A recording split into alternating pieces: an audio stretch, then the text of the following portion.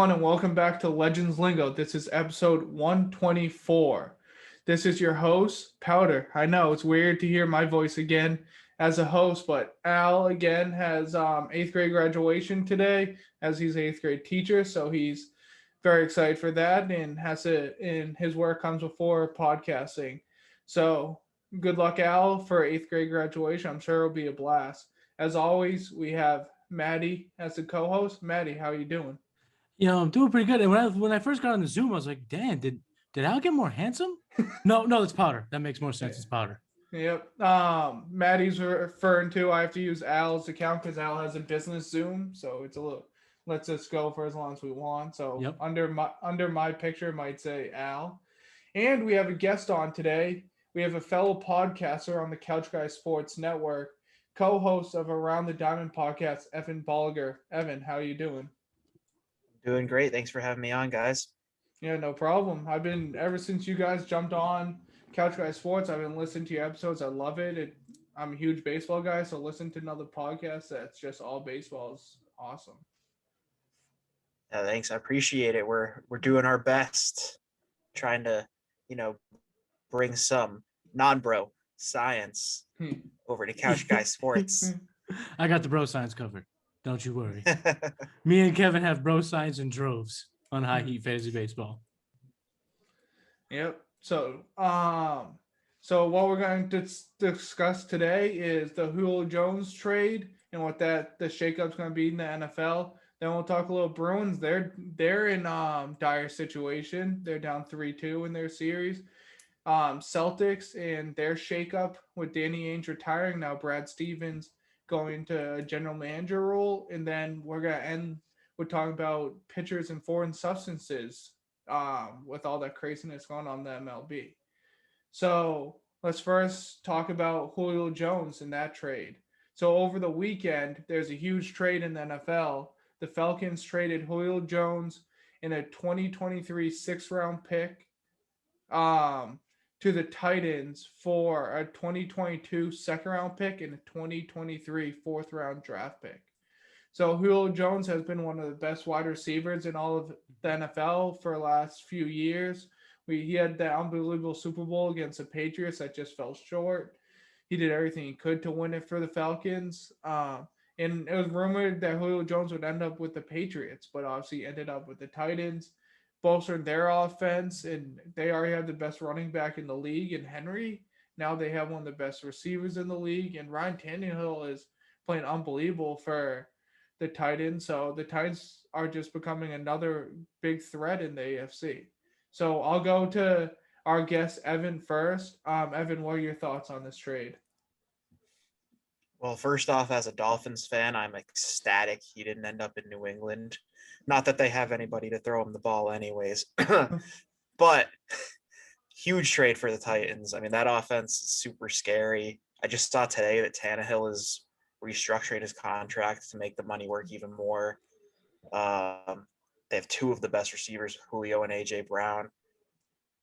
Offense is going to be super scary. My brain when I saw the trade was like, whoa, who's beating them in the AFC? And then I remembered Patrick Mahomes and the Chiefs exist. They're still the favorite by a mile. But the Titans will probably be my pick for the 2 seed right now. Yeah. It was actually funny because I was so busy this weekend with my part-time job running travel baseball league, and all of a sudden on Monday I think it was Al's article, and I'm like, wait, Julio Jones got traded? How did I miss that? Because I'm like, I just was not on I was on my phone all weekend, but just literally on a website updating. Again, I had like 500 text messages this weekend with scores, so I was never on Twitter or anything. But Maddie, what are your thoughts? I think it was the perfect landing spot for Julio Jones because I do think that his skills are a tad diminished. Last year was the first season where he was under 1,000 yards, first time since 2013.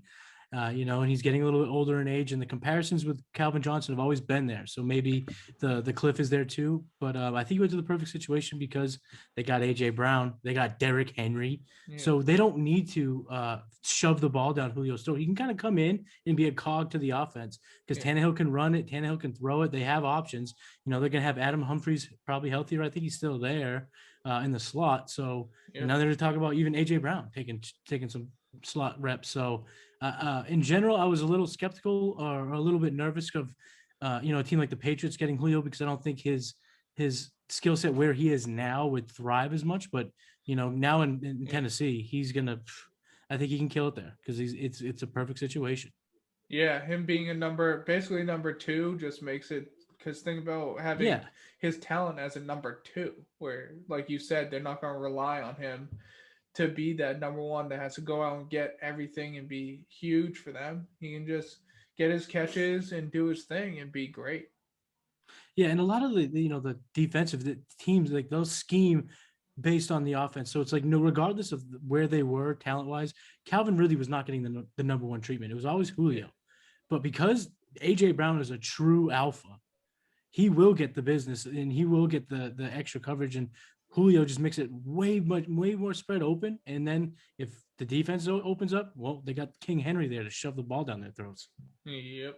Yeah, so Titans, like we all said, are going to be one of the scariest teams in the AFC, even in the all of NFL, if they play the way we think they will. And who knows, maybe they could just play well in a playoff game against the Chiefs, and they could honestly win a Super Bowl with their offense.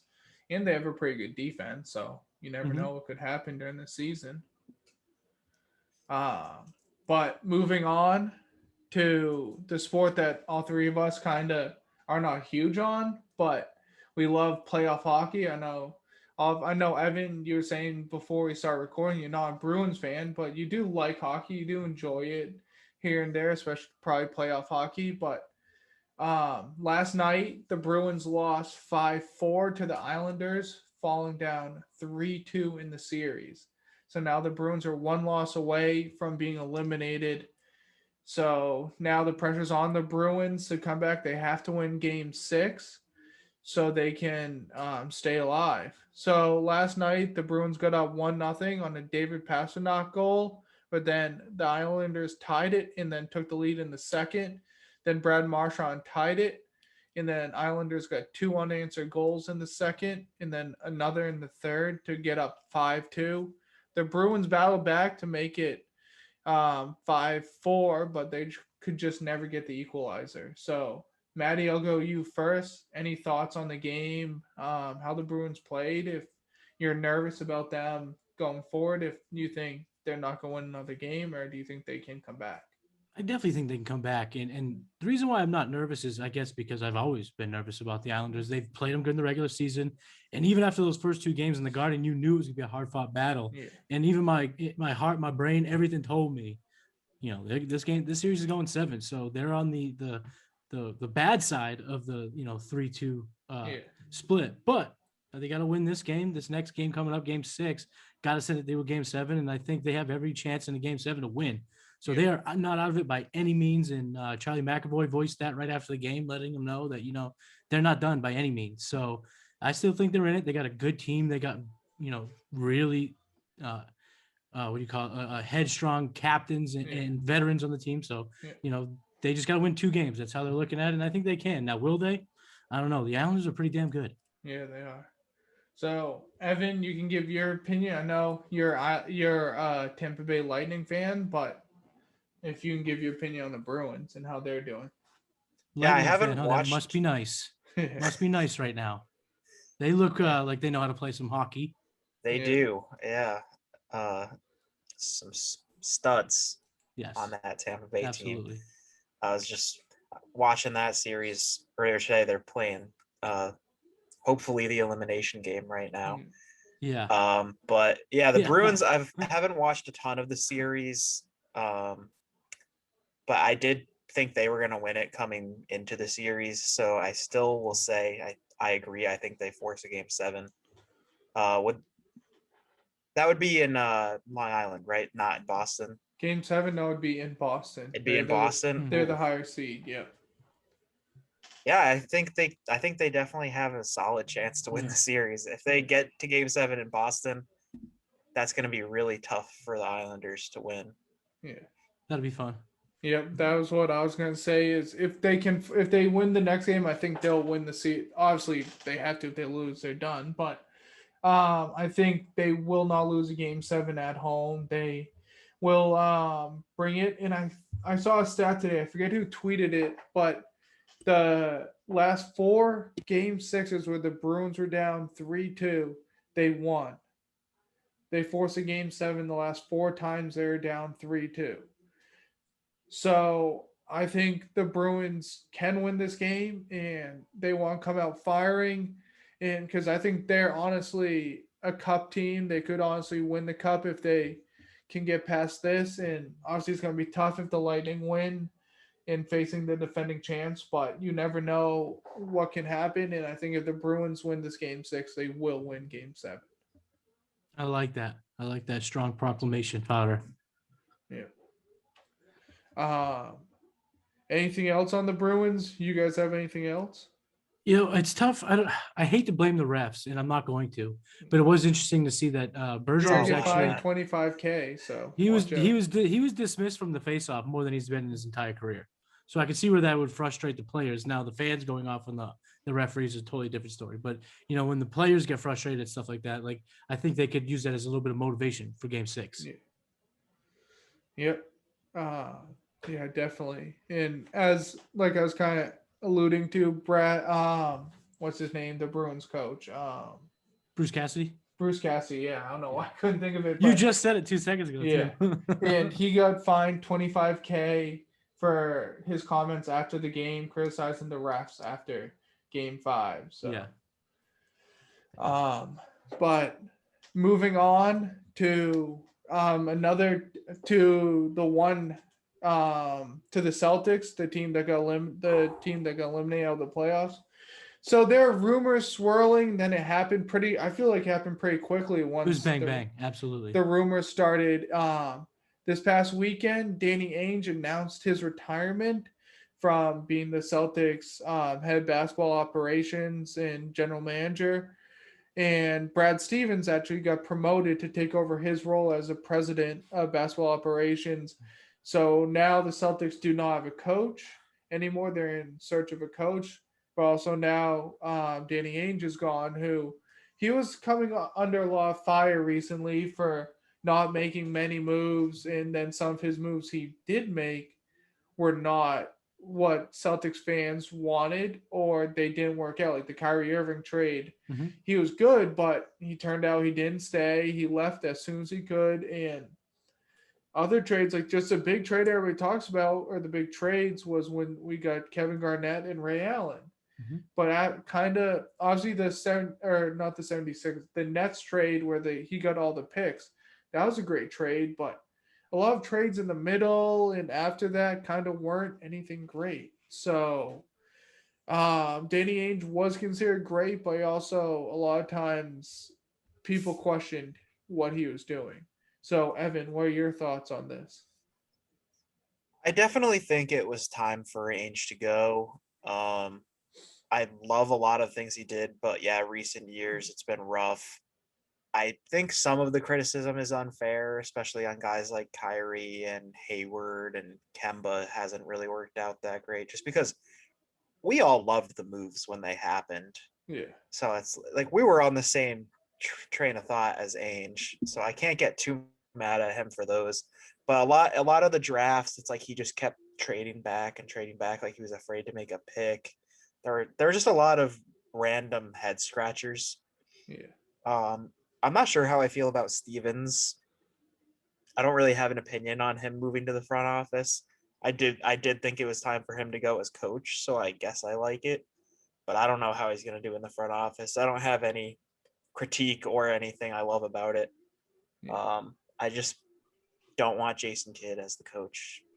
I don't want Jason Kidd. That's really the only guy that I'm going to say I don't want. Yeah. That seems to be the voice of green teamers all over. It's just they don't want Jason Kidd, and I don't know where I stand because I think in the league, if it gets them Dame Lillard, whoever wants to coach can coach. I don't really care. Lizzo can coach the team for all I care if Dame Lillard's willing to come play for. But other than that, I agree with everything that Evan's saying. I think it was time for Danny Ainge to go. He kind of became a caricature of himself after he made those, fantastic deals that he made in the past. Even the Ray Allen trade was criticized on draft night. I remember distinctly watching that draft and people like, you traded the 5th overall pick and Wally Zerbiak for Ray Allen. Ray Allen's washed up. That was kind of the narrative. And all of a sudden KG comes on, at that time was even considered a fleecing because it was a bunch of like secondary picks or second rounders and stuff like that. So that was such a great trade. He kind of used that momentum. But remember the Jeff Green trade? That was a bad trade. Yep. Trading Kendrick Perkins, I would argue that was probably the reason why they lost ultimately because they didn't have Perk. Then he makes that trade with the Nets. And then after that, it's just been like, the Kyrie trade, I completely agree with Evan. We all wanted it. It made sense. Bringing Horford, it makes sense. Bringing in Gordon Hayward makes sense. But then you hear these things of these smaller trades, these ancillary moves that he could have made to really bolster this roster that he just played hardball too much because he had to win the deal. Trader Danny can't lose the trade. I have to win the trade, even if it comes at the expense of bettering the team. And I think once that happens, once you become bigger than what you were or what you should be, that's when you walk away. And he has. And I also agree completely with Evan that I don't know what to think of Brad Stevens being a team builder. He was a college coach, then he was a pro coach, and now he's a team builder in the NBA. It seems like a steep learning curve for a guy who's learning on the job, especially. Yeah. Right. The only thing I have to say maybe could help him is he had from being college coach, maybe that helps him recruit people because he had to recruit people basically just saying, here's like I can help you win and it's a good education. Now he can obviously if he's good with the money and stuff, he can say we can offer you this and we're building towards this. So he already knows kind of how to recruit. Obviously it's a completely different thing recruiting a high school kid than recruiting a multimillionaire professional player, No doubt, yeah. But still he has a baseline of understanding what he has to do. So that could help him, I think, but who knows? Maybe that hurts him because, like I said, it's two completely different things. Yeah, and he definitely seems like a very smart guy, very intelligent guy, and he knows basketball. So it seems like he has the building blocks to be a good team builder. Yeah. But with such a lack of resume, it's tough to just anoint someone the next gunslinger in the front office. Yeah, definitely. But we're hoping the Celtics can find a good coach and can get back as having the two J's there. I think you can build around them and be good for a long time if you get the right piece around them, the right coach that can lead them and develop them even more. Because I think they're both can be top 25 players in the league if they're developed right and continue their growth. So. Yeah, I think number one priority in the coach search to me is just make the Jays happy. Yeah. It can be look at the Nets. I mean, Steve Nash obviously was known as a super smart player and he was great, but his main job is just to keep the players on the Nets happy. Yes. And it works. Yeah. Obviously, that's 3 of the best players in the league, so it's a little different than other teams, but the Jays are pretty damn good themselves. Yeah. Yeah, if you don't consult them with the coaching hire, you're doing it wrong. You should 100% say these are guys we're looking at. Obviously, at the end of the day, it's Brad Stevens and the other front office who they hire, but they should at least consult the Jays, say, who do you think would fit best with the team, in the locker room and stuff like that, because you want to get that feel the pulse of the locker room and everything. And also, this hire is different because Tatum and Brown, they're paid now too, so they're respected on the court, but they're also expected to be the big money players because now that they actually are, they got to have a say. They have to be involved in the pick, just like what you guys said. They can't go against the grain when it comes to those two guys. Yeah, definitely. So, with the Bruins, hopefully there's a game 7, and maybe you can't get tickets, but there's definitely another place you could go that's right outside the Garden to get that atmosphere. Do you guys know where that is? I may have an idea, but why don't you go ahead and tell the listeners exactly what you're thinking? Yeah. So if you guys cannot go to the Bruins game 7 when they make it, I'm saying they're going to make it, but you want that atmosphere right outside the Garden, well, you can go to Legends Lingo's great sponsor, A&B Kitchen and Bar. So A&B Kitchen and Bar is reopened in April, and it's right on Causeway Street. Like I said, right across from TD Garden. You can see the stairs going up to TD Garden from the bar. So if you're looking for an elevated New England pub menu, A&B Kitchen and Bar is the place to go. You can get dishes made from locally grown in-house or locally grown meals, like chicken pot pie, meatloaf, and burgers. You can get clams and sausage and the clams are locally caught. And the draft beers are all from local brewers like Lord Hobo, Gentile Brewery, and Notch. And if you're looking for a patio, they have a raised patio right outside. And if you're looking for an outdoor experience, but indoors, they have 32 feet of open garage doors along Causeway Street and 18 feet along Beverly Street. And like I said, if you can't be inside the Garden, they have 9 70-inch TVs that you can watch the game at. And then during the Celtics season, when they come back, you can watch the Celtics game. They're open Monday through Sunday at 3 p.m., but if there's a day game at the Garden, they open at 11 a.m. And guys, listen up now. This is where it gets good. We tweeted it out, but this is our first time. When you go to either A&B Kitchen and Bar in Boston or A&B Burgers in Beverly, Mass, if you mention Legends, let me repeat that again. If you mention Legends, you get 10% off your food on your bill. In Mass, you can't discount alcohol, so it's just food. But if you mention Legends to your server, you get 10% off your bill.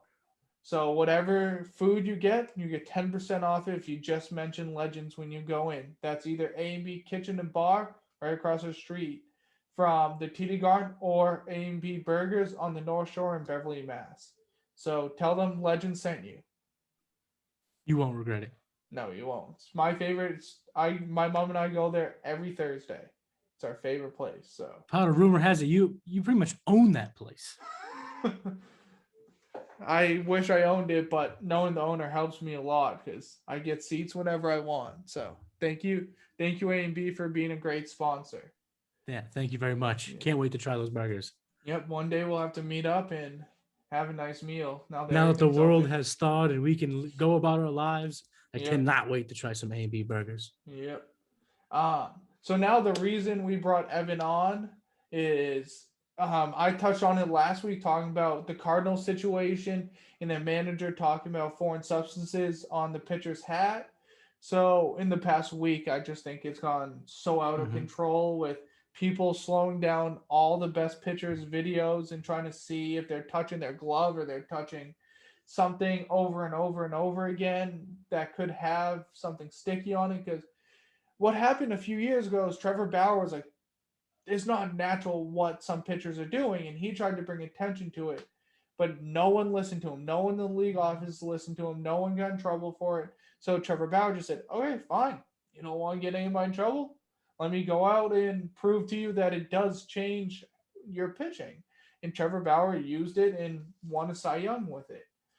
And Evan and I were talking about before we started recording, I think every pitcher that wants to be good is doing it. I don't think there's many pitchers in the league who do not do it. And like I said last week, there's some pitchers that put pine tar or like sunscreen on their glove or their arm or something so they get better grip. Because especially now, I actually saw a good video that Will Middlebrooks did today that I really liked about how the seams on the balls in 2018, because those are the juice balls where people are hitting absolute moonshots all over the place. The seams were so low on the ball, pitchers had a hard time gripping it. That's what kind of started it more and more as pitchers want better grip. But obviously, another reason that pitchers use what the sticky stuff that makes the ball spin more is they want to be better. So one of the main things that happened this past week was I don't know, I didn't really see who it was, but someone posted a video of Jacob deGrom after a strikeout touching his belt and touching his glove. And then Thomas Nitto started with it, and he said, nope, he does not have used a foreign substance. If he did, no one would even be able to foul the ball off. And then he CC'd someone else on the Mets, like Marcus Stroman. Marcus Stroman, like, I can tell you right now, he does not do anything. In like 5 or 6 different Mets were in a thread saying, like, nope, I can tell you right now, Jacob deGrom does not do anything. If he did, yeah, he would have a 0 ERA. Probably no one would touch the ball off him. And now, actually, today, right before we start recording, Garrett Cole was in an interview and asked if he ever used anything. And he's like, I don't know how to answer that. The rules are changing of what we can and can't use. And basically kind of looked guilty, but also he was kind of thrown into the fire with that question because everybody's now looking at him because when he went to the Astros, his RPMs jumped through the roof. So that's why everybody's looking at Garrett Cole for it. So, Evan, you're our guest. We brought you on for this topic. I want to get your opinion and thoughts on this. Yeah, it's pretty interesting. I will say I said before we started recording, I don't think Cole or Bauer or anybody should really be the face of this because I assume every single pitcher uses it, uses something to help get himself an advantage. The biggest problem with this for me and with most things in baseball, honestly, is the MLB itself and our commissioner, Rob Manfred. We need clear rules, and we need clear rules that are enforced. Yes. They need to make their actual stance heard. They've said they're going to crack down on stuff. I don't think we've seen many suspensions yet, even though I'm sure guys are using substances in all these games. So that's my biggest beef with it, is just the league needs to actually do something and keep doing it consistently and be fair with each individual case instead of, oh, Trevor Bauer is going to get, and I hate Trevor Bauer. I can't believe I'm standing up for him. But I like you Trevor can't just be Bauer, like, all right, so. Trevor Bauer, we're going to give him a 15-game suspension and this fine, and Jacob deGrom, oh, he uses it, we'll give him a 3-game suspension. And like, they need to be consistent, which leagues never, in every sports league, seems to be really inconsistent with their fines and suspensions. I kind of think that they just spin a wheel every time, just pick whatever amount of games it lands on. Yeah, so Matty, what are your thoughts on this? Yeah, I completely agree. There's no way that that these pitchers are not using something. I mean, it's funny because before COVID, there was literally a rosin bag on the mound that everyone can use. So there is step one. There is something out there for someone to use. Now they put some sunscreen on their arm. Boom. Now you're making a mixture of some goop that works. Now the thing I've read recently is a stuff called, I think it's spider tack.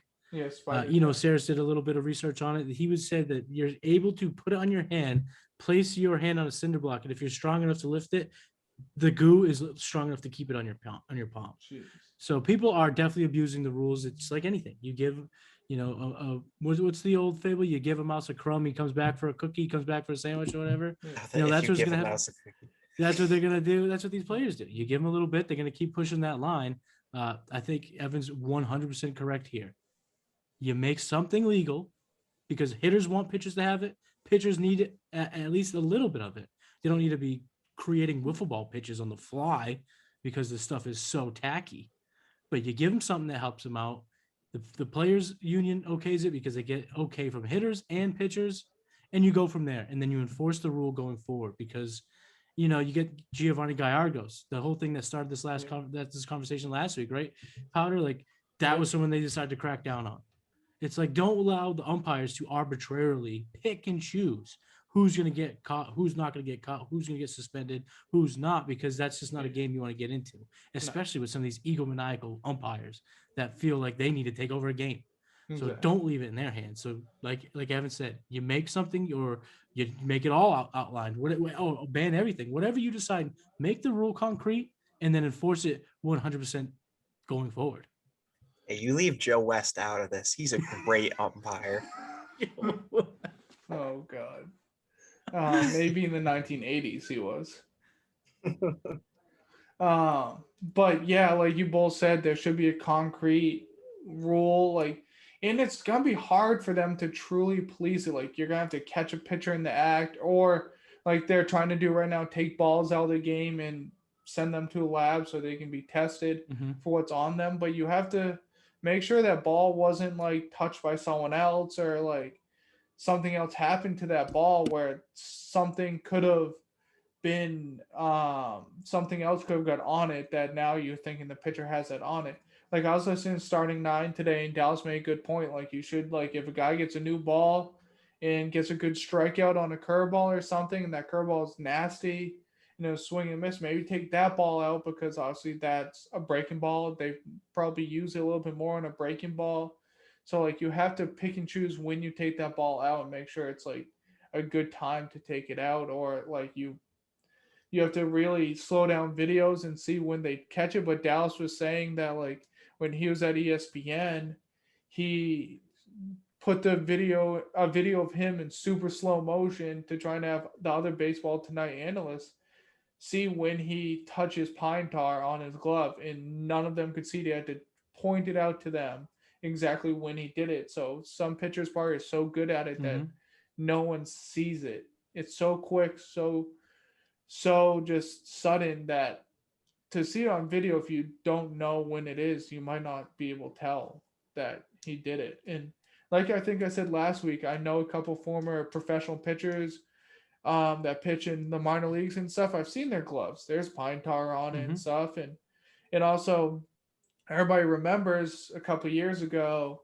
when Yadier Molina went to block a ball and couldn't find it because it was just stuck to his chest protector, because either his chest protector had too much pine tar, but I think it was more the ball just was so sticky that just stuck right to him. The gnats get real bad in St. Louis that he just needs that stick him on to get those flies out of his face. Exactly, yeah. But yeah, so hopefully Major League Baseball can figure out a way to police this the right way, where, like Evan said, it's not random suspensions where one guy gets 15 games and another guy gets 3 games, and we just don't, and pitchers don't know like what they can and can't do. And I know obviously when they first said, okay, guys are getting 10 game suspensions if they get caught, that was the next day Garrett Cole goes on the mound, gives up 5 runs, and his RPM is down. So like obviously that looks suspicious, but some days you just have a bad day. So it could have been that, or it could have been that he wasn't using anything and now he isn't the same without it. So we'll see if there's anything that MLB comes up with that gives pitchers an idea of what they can and can't do. Exactly. Just I think the RPMs were down for Bauer in his first start after that as well.